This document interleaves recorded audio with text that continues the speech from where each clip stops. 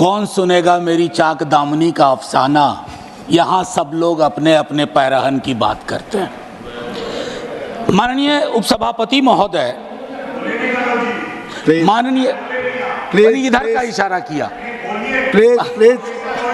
Please. माननीय उपसभापति महोदय, मैं बजट पर आने से पूर्व प्री बजट कंसल्टेशन पर 30 सेकंड बोलूंगा। प्री बजट कंसल्टेशन होता है माननीय उपसभापति महोदय। मैंने उद्योगपतियों के साथ मीटिंग देखी, कॉरपोरेट हाउसेस के साथ मीटिंग देखी, और मैं आज की ही बात नहीं कर रहा हूं। कई वर्षों से प्री बजट कंसल्टेशन में सीवर में उतर के मरने वालों के प्रतिनिधि मंडल से बात नहीं होती, ठेला मजदूरों से बात नहीं होती, बेरोजगार युवकों से बात नहीं होती, छोटे मझौले किसानों से बात नहीं होती, और अब तो ट्रेड यूनियन से भी बात होने की रवायत बंद हो गई है। क्योंकि हाल के दिन में जॉर्ज साहब पर एक किताब पढ़ रहा था, राहुल राम गुंडम जी की, उसमें पता चला कि आज जिन चीजों के लिए लोग नाराज हो जाते हैं सदन में, जॉर्ज साहब तो उन चीजों के बगैर सदन में अपनी बात ही नहीं रखते थे, चाहे बिजनेस हाउसेस का नाम लेना हो या इंडस्ट्रियल पॉलिसी की बात हो। मैं ये क्यों कह रहा हूं कि ये मैडम का 7वां बजट है, उनको बहुत बधाइयां मिली। सर, 7 साल पुराना तो नहीं हूं, 6ठी बार मैं माननीय वित्त मंत्री जी के समक्ष आर्टिकल 39 क्लॉज सी, और मैं चाहता हूं सब लोग पढ़ें कि हमारा बजट हमारे प्रियम्बल में है, डिग्निटी, जस्टिस, इक्वालिटी। हमारा बजट उसको कितना रिफ्लेक्ट करता है। आर्टिकल 39 सी जो कंसंट्रेशन ऑफ वेल्थ की बात करता है माननीय उपसभापति महोदय, कि राज्य की कोशिश होनी चाहिए कि इनकम इनइक्वालिटी इस रूप में ना बढ़े। मैं नहीं बताना चाहता कि 90% संसाधन किसके कब्जे में है। माननीय सभापति महोदय, आय की इतनी बड़ी असमानता, परेशानी इस बात से होती है, यह मत समझिएगा कि मैं धन संचय का विरोधी हूं या अमीरी का विरोधी हूं, लेकिन अश्लील अमीरी और जिसका भोंडा प्रदर्शन हमने हाल के दिनों में देखा है, सर दिक्कत उससे है। इसलिए आय की असमानता पर बात होनी चाहिए। माननीय सभापति महोदय, मेरे साथी हमारी पार्टी से बोल चुके हैं, मैं मनरेगा पर 1-2 बात कहना चाहता हूं। अपने स्थापना से लेकर के आज तक पहली बार मनरेगा का उस रूप में जिक्र नहीं हुआ जैसा होता है रहा है। 86,000 करोड़ दिए गए। सर अभी मेरे पास पूरे आंकड़े हैं।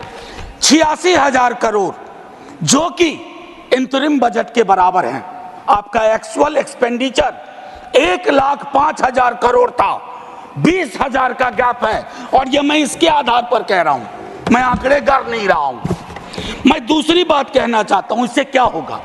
मजदूरी के भुगतान में देरी होगी, सप्रेशन ऑफ डिमांड होगा, और क्वालिटी एसेट्स का निर्माण नहीं होगा। माननीय उपसभापति महोदय, भारत की शिक्षा, स्वास्थ्य और बाल विकास की योजनाओं में 50 लाख से ज्यादा स्कीम वर्कर्स हैं, जिसमें 90% से ज्यादा महिलाएं हैं। 5 वर्षों में उनके मानदेय बढ़ोतरी की कोई कोशिश नहीं हुई है।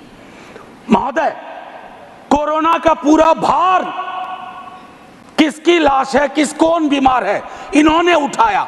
आपने इसकी मानदेय, चाहे आशा, ममता, आंगनवाड़ी, रसोईया आदि, कृषि को लेकर के एक बड़ी आबादी है, 65-70% अभी भी निर्भर है। खेतीहर मजदूर, छोटे मझौले किसानों, उनकी दिक्कतें अलग हैं।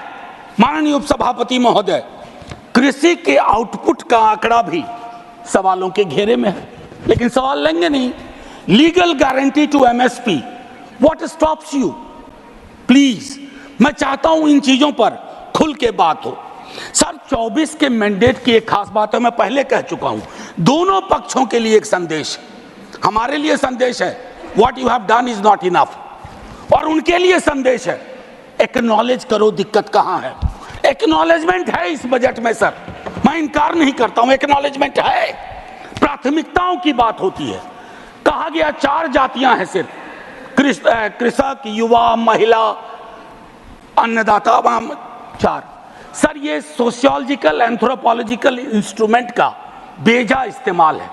इस देश में जाति हकीकत है सर, 100 दफा बोल चुका हूं और मैं कह रहा हूं कि जब तक आप जातिगत जनगणना नहीं करवाएंगे आपकी टारगेट स्पेसिफिक नहीं होगी, आपका बजट मीनिंगलेस होगा, आपकी नीतियां लोगों तक नहीं पहुंचेंगी। सर पे हाथ रखने से, आंख पर हाथ रख लेने से हकीकत नहीं बदलती है सर। और I must tell you, idea which has arrived, you cannot kill that idea. Caste census is that idea. Sir बेरोजगारी को लेकर के तकरीबन 27-28 करोड़ का बैकलॉग है सर, और बेरोजगारी की कहानी अद्भुत है।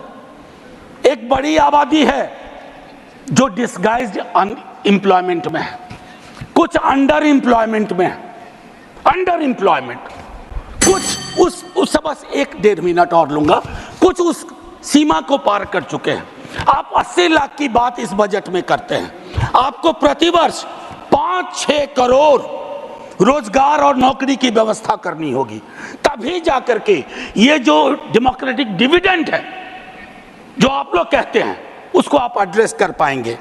एमएसएमई सेक्टर सर, खास करके उसमें जो माइक्रो और स्मॉल है, आपने उसकी रीढ़ तोड़ दी है, चाहे डिमोनेटाइजेशन हो, जीएसटी हो, और रीढ़ तोड़ने के बाद सर सर्जरी चाहिए, बैंडेड नहीं लगाना पड़ता है, आप बैंडेड लगा रहे हैं।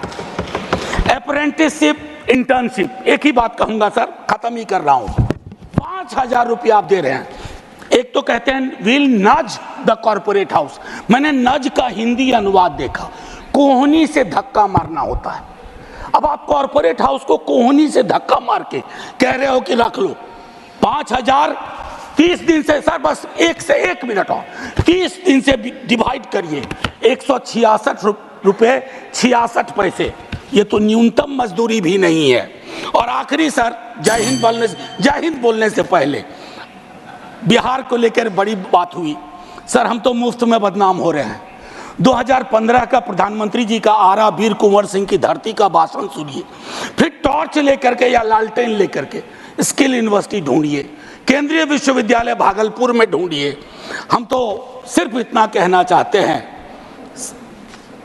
हमने लाखों के बोल सहे सितमगर तेरे लिए, तो मैं सितमगर से आग्रह करूंगा इन मुद्दों के मद्देनजर बजट को रीलुक दीजिए, बजट को आम आदमी का बजट बनाइए। जय हिंद सर, शुक्रिया बहुत।